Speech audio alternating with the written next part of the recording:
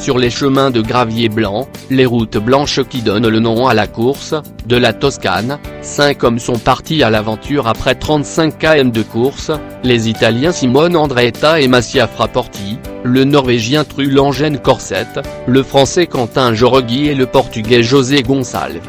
Le Français Thibaut Pinot s'est joint aux échappés une dizaine de kilomètres plus tard. Ce groupe a compté jusqu'à 7 minutes d'avance sur le peloton.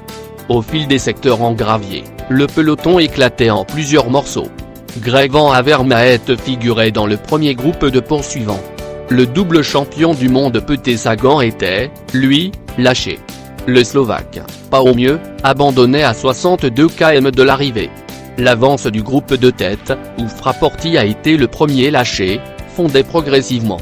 Derrière eux, le groupe des poursuivants comprenait notamment Van Avermaet, Benoît, Velen, Stybar, Dumoulin, Mosé, Stybar et Kwiatkowski.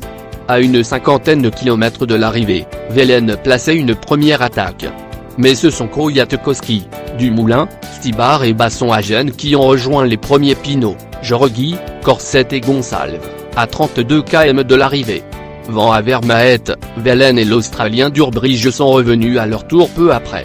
Une nouvelle accélération de Velen, à 20 km de l'arrivée, provoquait une cassure dans le groupe de tête.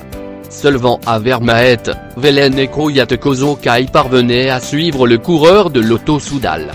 Dumoulin, Jules Janssen et Durbridge réussissaient toutefois à revenir sur le quatuor. À 15 km de la ligne, Kwiatkowski partait en solitaire. Le Polonais, vainqueur en 2014, creusait d'emblée un petit écart et entamait la dernière portion de gravier avec une dizaine de secondes d'avance. L'ancien champion du monde ne faiblissait pas, que du contraire. Il portait même son avance à 30 secondes sur Van Avermaet, Velen et Stybar. Kwiatkowski a conservé son avance sur la côte finale. Il s'adjuge l'épreuve pour la deuxième fois et succède au palmarès au Suisse Fabian Cancellara. Derrière lui, Van Avermaet prenait la deuxième place à 15 secondes, juste devant Velen, troisième à 17 secondes. Stybar est quatrième à 23 secondes. Thies Benoît s'est classé 8e, à 2h20 du vainqueur.